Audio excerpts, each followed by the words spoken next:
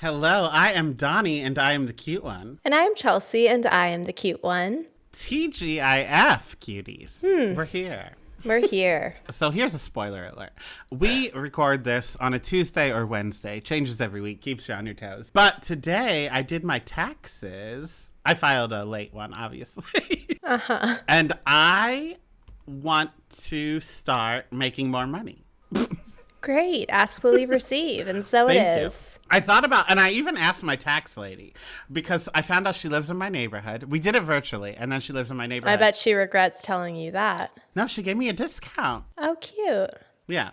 Not on my taxes, on like the fee that owes the taxes. I mean, I think that's how taxes work. I don't think that she can hack into the IRS and be like, you know what? He lives on my block. Let's give him a discount. But what she did do, because I do so much freelance work, she was like really helping me see things that can be written off, you know? Mm-hmm. So, for instance, I host all those events, and she's like, do you do anything that helps your personality? Like, do you go to comedy shows? I was like, boy, do I. She's like, do you see Broadway shows? I was like, oh, you've come to the right place. Things like that. And then we were like brainstorming ways I could make money in the future because I told her, I don't really love this number you're giving me.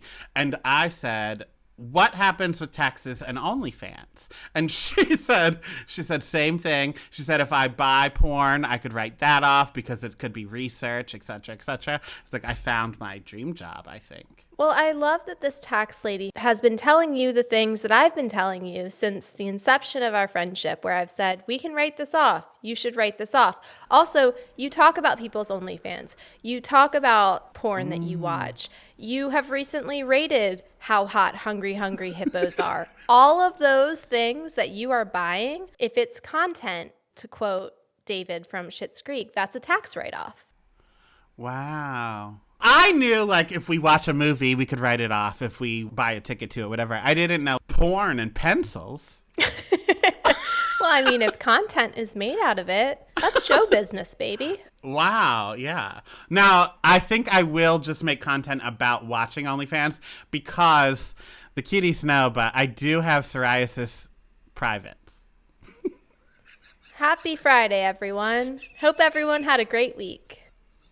That's healthcare. We can change our brand on the podcast.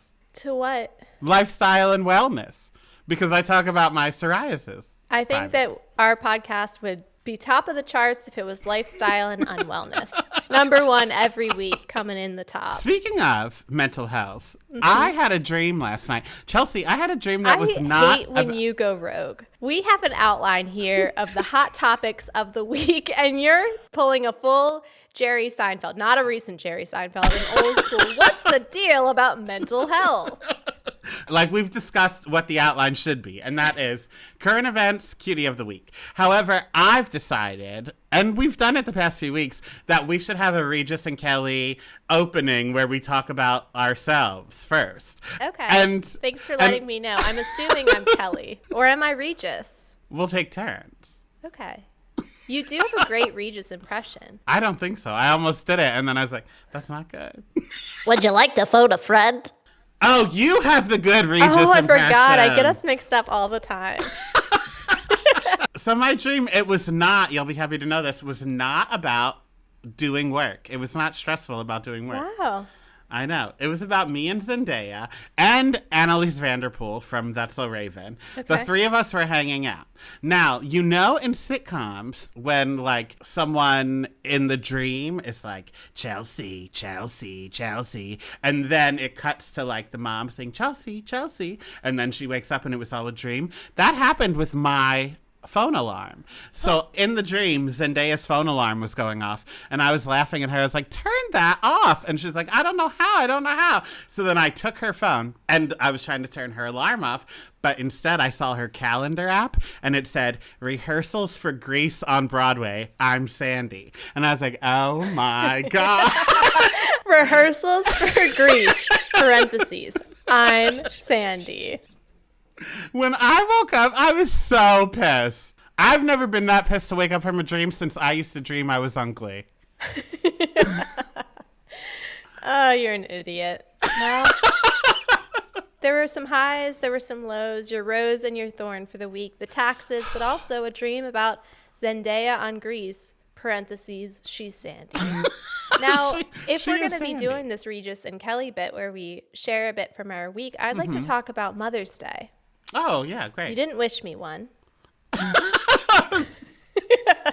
I'm just kidding. There's no expectation for anybody outside of your family to wish you a happy Mother's Day. And I will even add on to that immediate family and maybe a grandma. But like, was it 11:58 when I wished my aunt happy Mother's Day? Yes. Oh, I don't wish my aunt a happy Mother's Day. I have too many. I'm wishing my grandmother's happy Mother's Day. I'm wishing any of my friends that wish me a happy Mother's Day, if they're a mother, I say, right back at you, babe. Okay. And then I'm wishing my mother a happy Mother's Day. I'm giving her a call. I'm posting a cute picture of us, me as a baby, her as a hot young thing on my Instagram and calling it a day.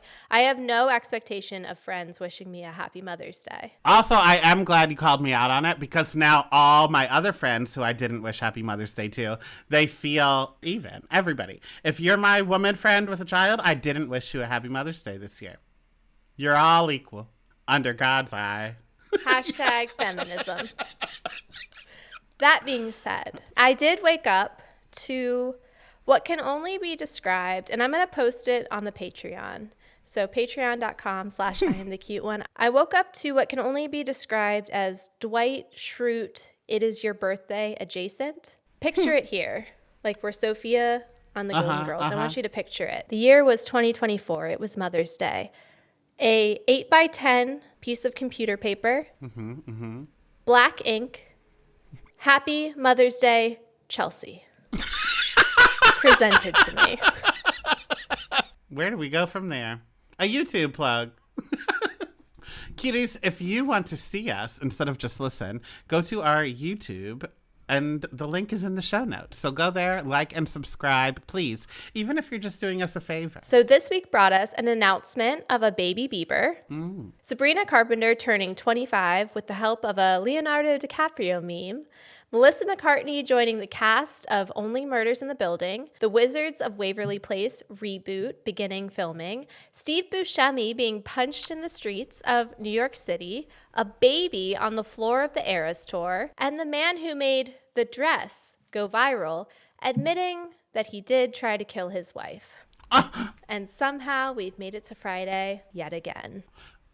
See, I like that we do this in the beginning, but then there are headlines like that I just wish you would talk more about. Did you see Blue and Black or White and Gold when that dress thing came out? I saw whichever one I didn't want to. Like, I would tell myself, I'm going to see gold and white. And then I saw blue and black. And then I told myself, now I'm going to see blue and black. And then I saw white and gold. So you I could did see both. both? Yes. I could only ever see white and gold. It caused many fights in my relationships in 2015. Get a life. Why did you fight about that? Because it was 2015. It was viral. What else were we going to talk about? Wait, how killed his wife how? No. He tried. But how? Much like the blue and black or white and gold, he didn't quite figure it out. He tried to strangle her. It's not a fun tale. I just had to include it because it was a headline. It sure was. Can I move on to my actual headline for the week? Go for it. The return of the simple life. Life is about to get simple again. More than 2 decades after taking reality TV by storm on The Simple Life, Paris Hilton and Nicole Richie are reuniting for a new Peacock reality series, New Era. Is that what it's called? That's what E said. I think they just made a caption. Oh, I on didn't an read that Instagram right. post. Hold on. Okay. I was really trying. Did you hear my news anchor voice? It was great. Thank you. I've been working on it. I've been working on my reading. Okay, let me try again. Paris Hilton and Nicole Richie are reuniting for a new Peacock reality series. Period.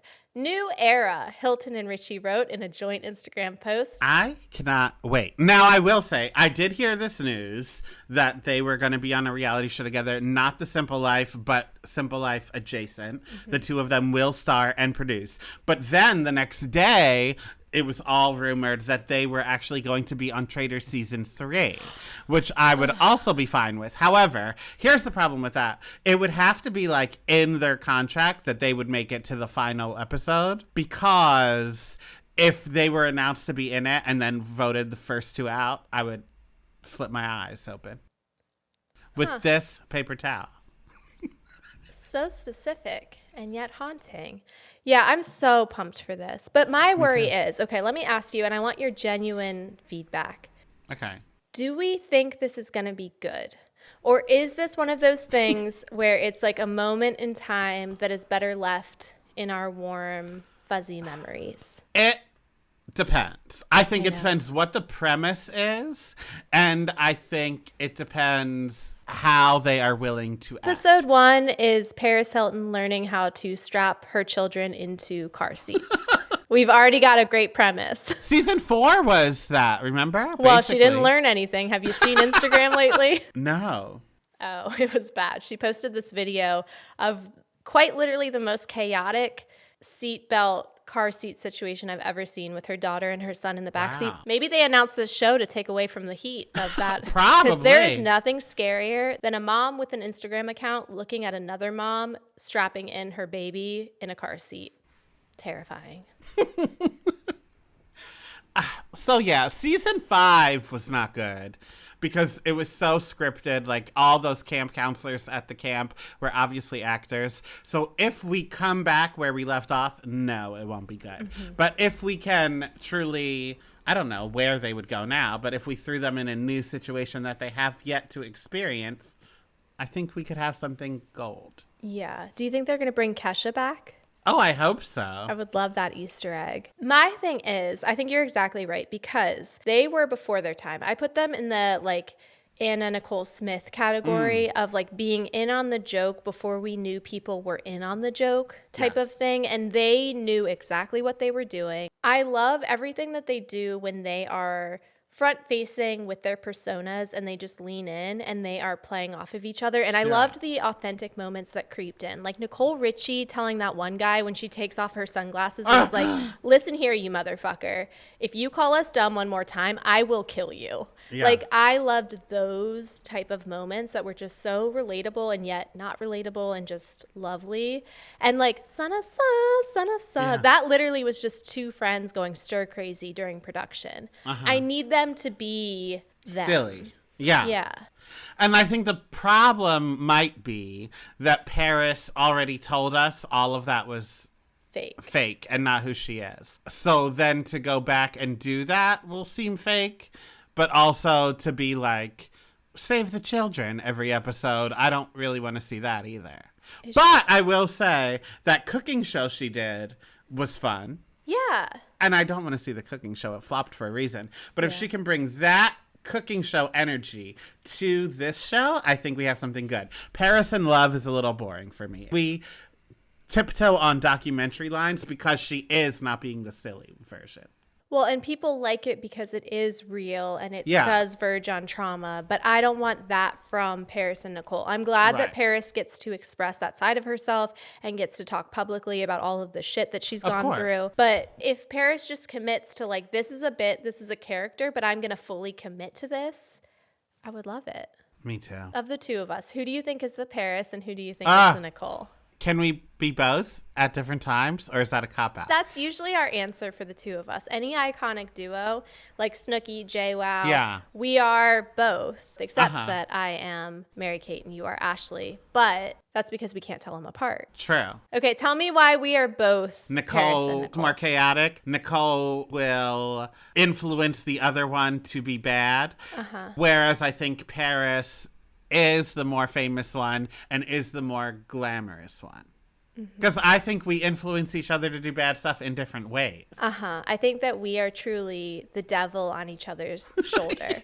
I think that also, just like Nicole is the more chaotic one or the one who's going to like push the envelope, I think we do that about completely different things, which is why our podcast is absolutely unhinged, because the things that you say that make me clutch my pearls are different than the things I say that make you clutch your pearls.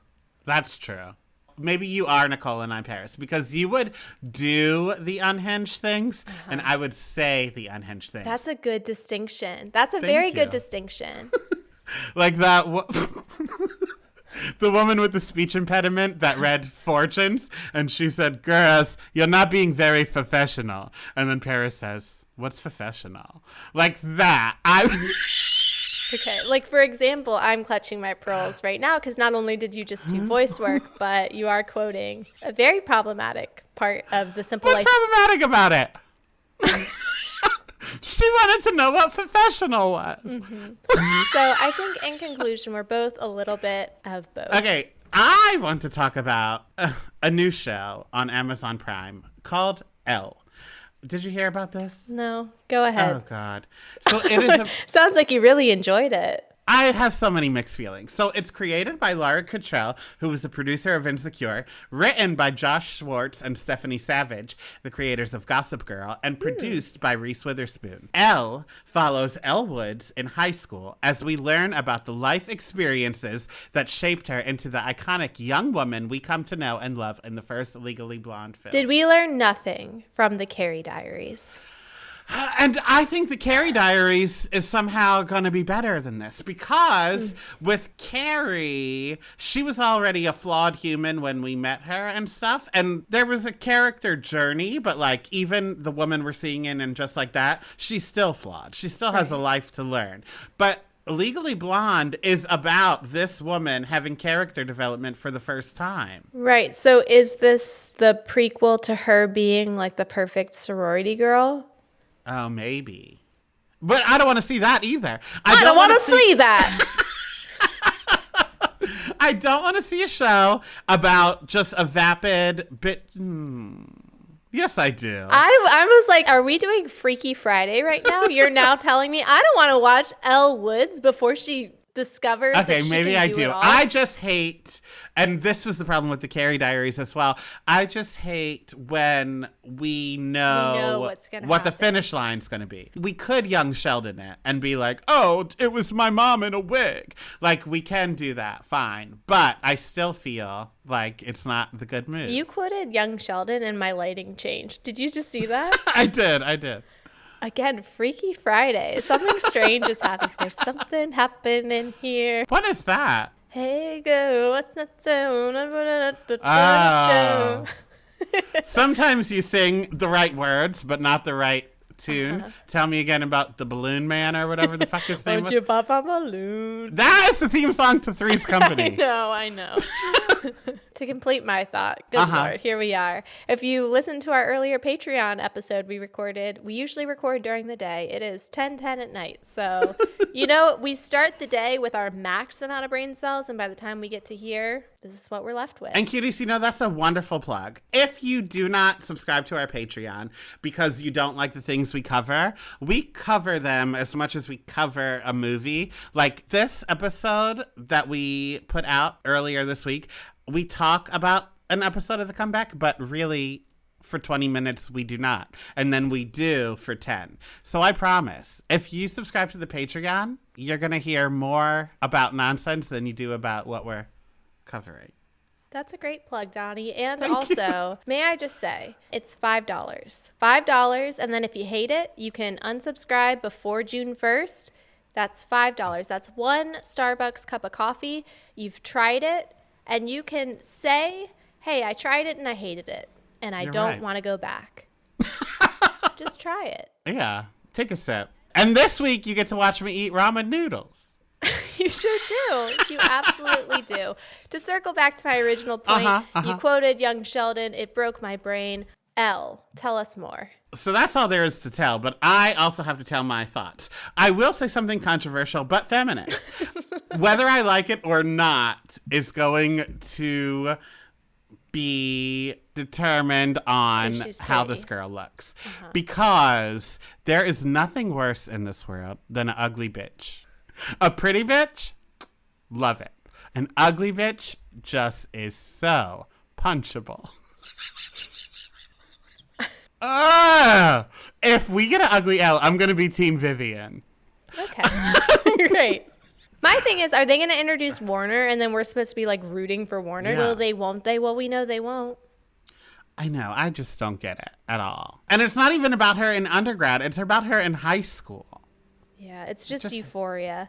You know that There's executive meetings that are like, we got to have more kids with glitter on their eyes. We got to make it happen. Oh, that is the one thing I do stand by. It will take place in the same timeline. So she is going to be a 90s girl. So I do love that. We don't have to see her in this piss poor Gen Z outfit. I love that your gripe with Gen Z is not anything that anybody else has with Gen Z. Your gripe with Gen Z is that they're ugly. And dress ugly. And did you see They Came For Me? When? Millennial Misery posted that some website said that Gen Z hates that millennials wear ankle socks. Ankle socks are so out, and they think millennials that wear them are ugly. So then I commented, I'm officially too old to care what kids think about my fashion. And it had, within 10 minutes, had 1,000 likes. Like, the millennials agree we're keeping our ankle socks. However, ankle socks like below the ankle? Like right at the ankle line. Like if you wear sneakers, you don't see them. No, you're doing it right. I'm doing it right for millennials or Gen Z. Okay, I'm sorry, Donnie. My ankles have never felt so secure, so warm, so held, so caressed. I'm never going back. I know in 5 years' time it's going to be totally out. I don't give a fuck. I love a high sock. Now, I will say, I do like a high mid-calf sock when I'm in shorts. Like shorts and a mid-calf sock. Because there's something about it makes me feel slutty. Wait, so you got 1,000 likes. Did Gen Z clap back? 2 Gen Z people. One. Gen Z came for me. Well, one wouldn't give it up. Well, they never do. That's true. Because they don't get off their fucking phone. You're right. Oh, you're right. So one just said like, oh, look at old man time over here or something. Okay, fine. Gen Z, love you, baby dolls. Glad you moved past the eating Tide Pods, but we got to work on our insults. Yeah, old man time. And then the other guy was like whatever fashion you like, but this is reminiscent of when your parents wouldn't give up their 80s hairbands and then everyone thought they looked stupid. So that was fine. I ignored him. And then 5 hours later, he came back again. Because he hasn't gotten off his fucking phone. And I'm also keeping skinny jeans forever. I don't care what that looks like either. Either we stick with the fashion we love from our childhood that has aged out, and then we look weird or bad or old for wearing skinny jeans and ankle socks, or then I wear these baggy-ass Missy Elliott trash bag pants, because that's what's in now, and put glitter on my eyes, and then I look creepy that I'm dressing too young. So what do I do? I think you pick and you choose. That's what I've been doing intentionally. Okay. Like, am I wearing leggings without a flare? Yes. But I love a high sock because, again, no blisters, no chafing. That's 4 more inches of not having to shave on a daily basis. You pick and you choose. Here's my other thing. I have come to the problem that I did before I came out, where like, I want to look like that boy, but really I just want to fuck him. But I didn't know that when I was 16. So now that's not my issue. I know I want to fuck him, but all the boys that I think are fashion inspirations are really just because I think they are so goddamn hot. But then the problem is a majority of men I find attractive are men of color. So then it goes into a thing where like, it looks like I am culturally appropriating as well. Okay. Well, that's self-awareness in an important way. Thank you. But I'm still going to wear it. Well, you know, you're pausing at the door before busting in through like the Kool-Aid man. But I do think that maybe you should have a third Finsta account where you just follow like gay men with your body type that you like their aesthetic so that you can see what other people are wearing. No, I just have to work through self-hate because I don't want no bears on my page. But that's why I said create a third Finsta. You don't need to mess up your other algorithms. I think you dress great also. Thank you. All Forever 21. So eat that, Gen Z. Sponsor us. Per. Okay, that's all. Well, we've been recording for 40 minutes, so may I once again say patreon.com/IamTheCuteOne for all of the unedited footage, because God knows what I'm going to keep here. Cutie of the week. Shall we announce? We shall. My cutie of the week is games. Okay.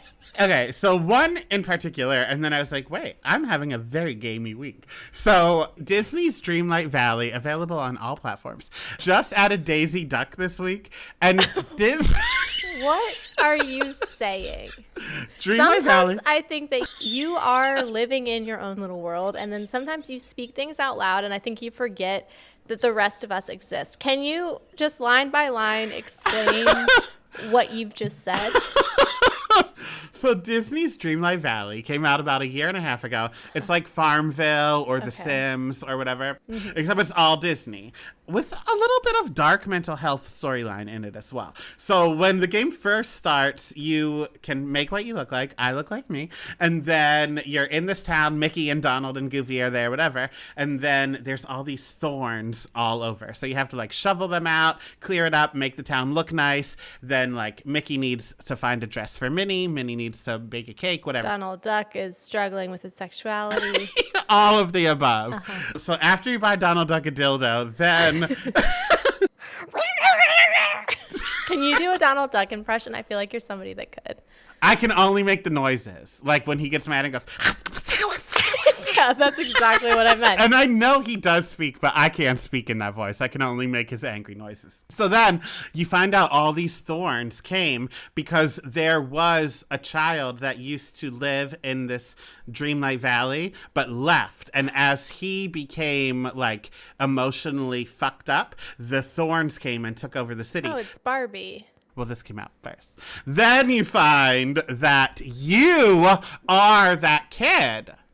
So you're the evil that fucked up Spoiler alert. Well, not really, because every time you see it, it looks like you except purple with a crown.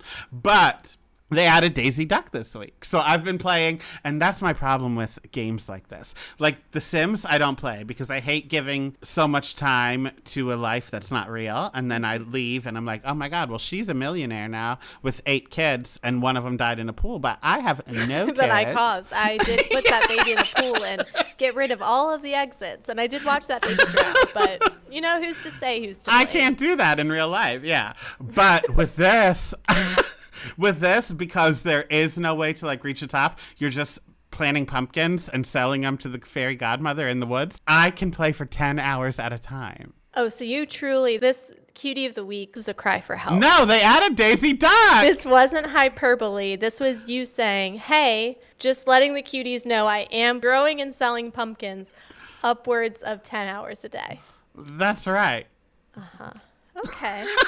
Great. Well, that is a great segue to my cutie of the week. Okay. Celibacy. Uh-huh. The dating app Bumble caught some flack this weekend for its new controversial ad campaign in which it tells women to stop being celibate.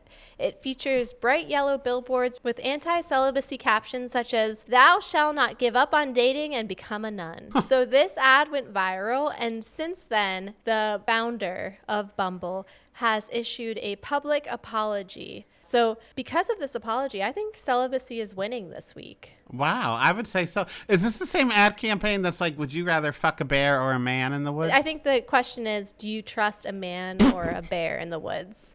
But you could also fuck a man or a bear in the woods.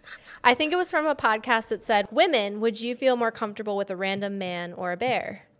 And so Donnie's just out there saying, I'd fuck them both. I would feel, I'm afraid of bears. It's so tough. I'm also afraid of straight men in bulk. And you said you didn't want to follow bears on Instagram, so. I know. Okay, here's the thing. We have to take a bear out of it because you brought up the bear. You brought up, do you feel more comfortable with a man or a bear? I know, but a bear is like the highest it can get in scare level for me. Mine, I will do I feel safer with a shark or a man? And the answer is a shark. Because I've seen The Shallows and I know how to kill it. Punch him right in the eyeball and then rip his gills open. Donnie, this is reminding me of a dream I had last night. No. I dreamt I was going to surf camp. I was going to surf camp. It was, I think, going to be a reality show. And there were all of these like hot surfers and we were figuring out like what we were going to wear and who we were going to room with. And then I was like, well, I've got to have a room for if my 2 daughters come to visit. And everybody was like, yeah, kids.